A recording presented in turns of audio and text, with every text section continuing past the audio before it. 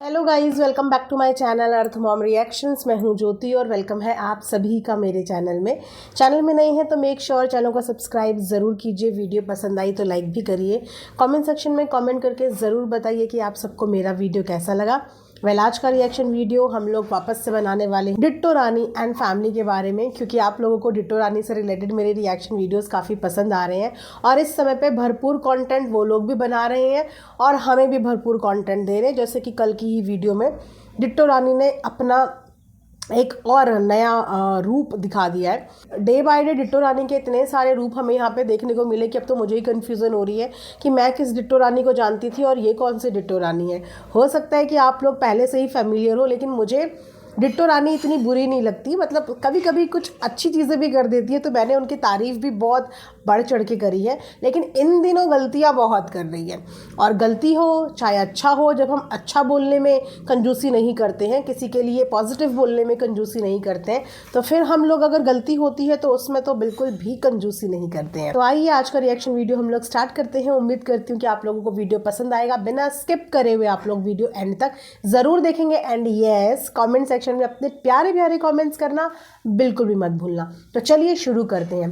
दोस्तों, जब ना वक्त सही नहीं चल रहा होता, मतलब एक स्टेज आती है इंसान की ज़िंदगी में, कभी उसके तारे बिल्कुल गर्दिश में होते हैं, लेकिन कभी कभी ऐसी स्टेज भी आती है हमारी ज़िंदगी में जब चीज़ें हमारे बिल्कुल विपरीत होती हैं। हमारी अच्छी करी हुई चीज़ें भी हमारे अगेंस्ट चली जाती है। कितने लोग अग्री करेंगे इस बात से। और कभी इतना अच्छा वक्त चलता है कि हम कुछ करें ना करें, ऐसा लगता है कि परोसा हुआ सब कुछ मिल गया है। तो इस वक्त पे ऑलरेडी डिट्टो रानी एंड गुमित भैया की फैमिली पे संकटों का पहाड़, दुखों का पहाड़ टूटा पड़ा है, लेकिन उस वक्त पे भी डिट्टो रानी गलतियां करने से बाज नहीं आ रही है। जैसे कि गलती नंबर 1, डिट्टो रानी ने वहाँ पे ना जाने के सो कॉल्ड बिल्कुल सिली बहाने दिए। गलती नंबर 2 कि चलो वहाँ पे नहीं भी गई तो भाभी की तारीफ के बाद ऐसा रिएक्शन नहीं देना चाहिए था। और अब उसके बाद गलती नंबर 3 कि कल आप लोगों ने शायद वीडियो में देख ही लिया होगा, उसके अलावा भी इमोशनल रोना धोना, अननेसेसरली चीज़ें करके ऑडियंस को इरिटेट करना इसे कहते हैं। और जब ये चीज़ पता हो कि चीज़ें हमारे फेवर में नहीं जा रही हैं तो वहाँ पे इंसान को ना संभल जाना चाहिए। या तो मुझे लगता है कि इन्हें इन सब चीज़ों की आदत हो गई है, या इन्हें ये सब चीज़ें अच्छी लगती है कि बातें होनी चाहिए, चाहे बातें नेगेटिव हो चाहे पॉजिटिव। या तो ये इस फंडे से चलते हैं, और अगर इस फंडे से भी चलते हैं तो हमें तो कोई दिक्कत नहीं है, हमारा तो काम ही है रिएक्शन देना, राइट। तो जैसे कि डिट्टो रानी ने कल अपनी भाभी को भी लताड़ दिया। मतलब मैं सोच के हैरान हूँ कि बहू तो छोड़ो, ये तो ननद भी बहुत खतरनाक निकली। मतलब भाभी ससुराल संभाले वो तो ठीक है कि ससुराल संभालना एक बहू की जिम्मेदारी होती है, पेरेंट्स को संभालना जिम्मेदारी होती है, नंदे कभी घर आए तो उनका आवभगत करना भी जिम्मेदारी होती है। पर यहाँ भाभीियों को अपने घर भी बुलाया जाता है, उनसे घर की देखभाल भी कराई जाती है और बदले में उनको रिस्पेक्ट के नाम पे धुतकारा जाता है। ये तो जस्टिस नहीं हुआ ना, ये तो जस्टिस नहीं हुआ। पैसे वालों का बोल हमेशा बाला रहे या पैसे वाले किसी के साथ बदतमीजी कर सकते हैं, इस चीज़ को अलाउ नहीं किया जाता। पैसा है अपनी पॉकेट में रखो, अपने परिवार पे खर्च करो, जो करना है वो करो, लेकिन पैसे के बलबूते पे अगर आप किसी की डिसरिस्पेक्ट करोगे तो वो ऑडियंस कॉल आउट करेगी ना। और इन्होंने कुछ ऐसा ही किया है। मतलब ग्रेटफुल होना इन लोगों को आता ही नहीं है। ये लोग इतनी सी चीज़ किसी के लिए करते हैं तो उसका गाना हफ्ते हफ्ते भर गाते रहते हैं, हफ्ते हफ्ते भर। तो अगर कोई तुम्हारे लिए कोई चीज़ करता है तो उसको भी गाना गा लिया करो ना। अगर खुद की तारीफ़ें सुननी इतनी अच्छी लगती है तो 2 अच्छे शब्द दूसरों को भी बोलो तो ऑडियंस को भी अच्छा लगे। इन्होंने अपने अभी तक की जर्नी में कितने दिन अपने फादर इन लॉ को अपने पास रखा। बेसिकली वो इनके पास कहाँ रहे, वो तो एडमिट रहे। और अगर ये बात ये बोलें कि जब वो यहाँ थे तो हम भी तो उनको देख रहे थे, तो बिल्कुल सही, हम भी देख रहे थे। यानी कि हम सिर्फ एक डिट्टो रानी नहीं देख रही थी, डिट्टो रानी के साथ डिट्टो रानी की हाउस हेल्प, डिट्टो रानी के साथ डिट्टो रानी की दूसरी बहन, 2-4 औरतें मिल के देख रही थी। और कितने लोगों की संख्या थी इनके घर पे दिल्ली में, कितने लोगों की, कोई कंपैरिजन ही नहीं है। उस समय पे अंकल हॉस्पिटल थे, एडमिट थे वहाँ पे, ठीक है। और घर में कितने सारे लोग थे हाथ बटाने के लिए, कितने सारे लोग, लेकिन गांव में हाथ बटाने के लिए किचन में कोई नहीं है। और वहाँ पे लोगों की संख्या यहाँ से दुगनी तिगनी है, क्योंकि वहाँ पे उनका होम टाउन है, वहाँ के वो वासी हैं, निवासी हैं, वहाँ पे सब लोग उनको देखने आ रहे हैं। तो यहाँ पे आपने जो किया मिलकर किया, इसीलिए आप लोगों का काम इजी हो गया। लेकिन उसके बावजूद इन लोगों को कितनी थकान हुई, इनके चेहरे में 12 बज गए थे सिर्फ कुछ दिन करने में, वो भी जब हाथ बटाने के लिए 3-4 लेडीज घर में मौजूद थी। तो सोचो कि वो भाभी जिसके सिर्फ 2 हाथ हैं और अकेले किचन भी संभाल रही है बिना किसी हाउस हेल्प के, उनके चेहरे पे 12 नहीं बच सकते। और अगर उनकी तारीफ हो गई तो इसमें इतना चिढ़ने वाली कौन सी बात थी। इनफैक्ट आप लोगों को खुश होना चाहिए था, क्योंकि परिवार के सदस्य वो आपकी ही थी। आप लोग तो सोशल मीडिया पे बटोरते हो ना वाहवाही, कभी अपने लुक्स के लिए बटोरते हो, कभी अपने सॉन्ग के लिए बटोरते हो, कभी अपनी किसी अच्छी चीज़ के लिए बटोरते हो। इस चीज़ के लिए भी तो बटोरा था आप लोगों ने वाहवाही कि पापा को एक अच्छे हॉस्पिटल में आपने दिखाया, प्राइवेट हॉस्पिटल में उनका ट्रीटमेंट आप लोगों ने अफोर्ड किया, मिली थी ना इसके लिए वाहवाही।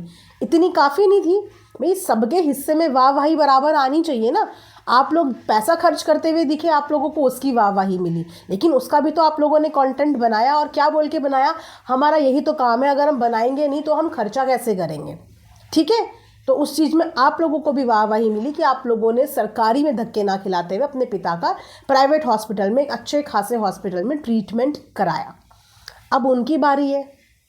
हर इंसान पैसे से धनी हो ज़रूरी नहीं होता, कुछ इंसान पैसे से मदद कर लेते हैं और कुछ इंसान सेवा में मदद कर लेते हैं, तो वो वही कर रही हैं। तो अब उनके हिस्से की चीज़ों से ऑब्जेक्शन नहीं होना चाहिए, ठीक है।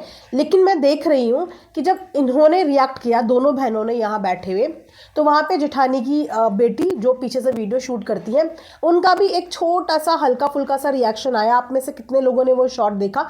मैंने कल ही वो शॉट नोटिस किया जहाँ पे इतने सारे बर्तन इनकी जेठानी धो रही थी, इतने सारे बर्तन। भाई ऑब्वियस सी बात है, घर में अगर एक मेंबर भी बढ़ जाता है तो भी काम इतना बढ़ जाता है। और यहाँ पे इस समय दुख का पल है, सब लोग आएंगे भी, चाय पानी भी पी के जाएंगे, तो कितने सारे बर्तन वहाँ पे वो धो रही थी। और वो भी यही चीज़ बोल रही थी कि अकेले बहुत सारी चीज़ें करनी पड़ती है, और दिख रहा था उनके शरीर में थकान, मतलब इतना हंसमुख लेडी है वो, लेकिन अब उनके चेहरे पे भी थकान दिखने लगी है।